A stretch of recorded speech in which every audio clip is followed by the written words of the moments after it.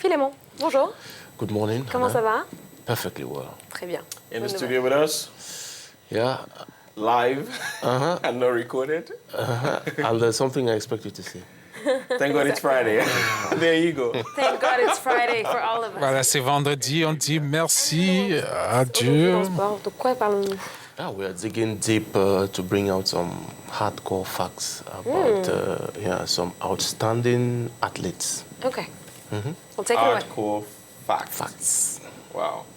Mind-blowing facts. Mind-blowing. Okay, just please do Can't wait to hear. take us along. Okay, so thanks for joining us on the Merci de Sports votre Time, compagnie, Friday. de nous avoir rejoints ce vendredi.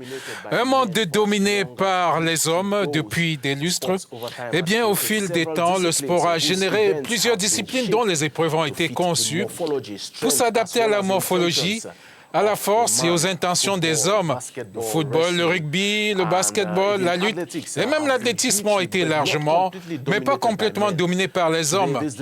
Aujourd'hui, ces disciplines, eh bien, on a les femmes qui battent des records, franchissent des limites et assument également des responsabilités dans la prise des décisions majeures. Outcomes of these sporting events. Just to cite a few, Marta Vieira da Silva, plus connue sous le nom de Marta, est une footballeuse brésilienne qui joue pour Orlando Pride dans la Ligue nationale de football au Brésil et dans l'équipe nationale de football en tant qu'attaquante.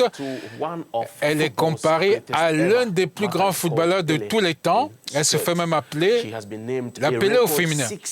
Elle a été désignée 6 fois meilleure footballeuse mondiale de l'année par la FIFA, soit un titre de plus que Cristiano Ronaldo et Lionel Messi.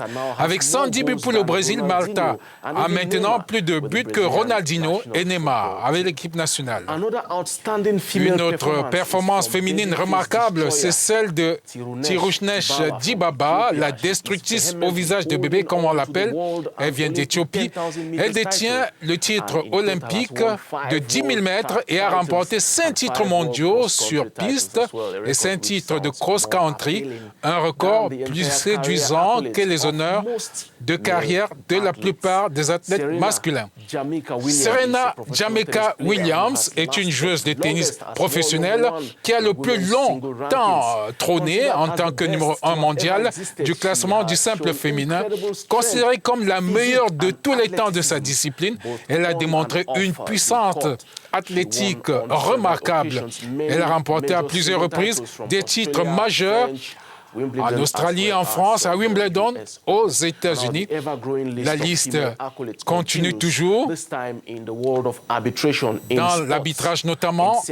En septembre 2017, Bibiana Stenhouse est devenue la première femme arbitre dans l'une des 5 meilleures ligues européennes lorsqu'elle a dirigé le match nul d'un but partout entre Hertha Berlin et Werder de Brême.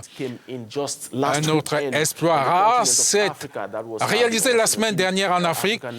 Il s'agissait de Josiana Kabakama de la Tanzanie.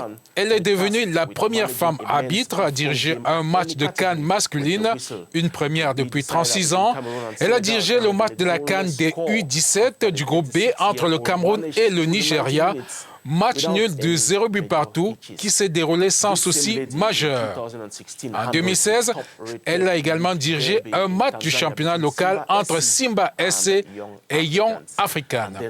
Enfin, Stéphanie Frappard, c'est une Française. Elle sera la première femme arbitre centrale à diriger le match de Ligue 1 opposant Amiens à Strasbourg. Elle arbitre des matchs de Ligue 2 en France depuis 2014. L'annonce de la Fédération française de football fait suite à une demande de la FIFA visant à aider les arbitres femmes qui dirigeront la Coupe du monde féminine en juin en France à se préparer de manière adéquate à la compétition. Eh bien, le vent du changement dans le sport au cours des années continue de souffler en faveur des athlètes féminines et des sportifs qui assument progressivement des rôles majeurs lors d'événements à dominante masculine. africanews.com as well as on Restez our sur Africa News, www.africanews.com.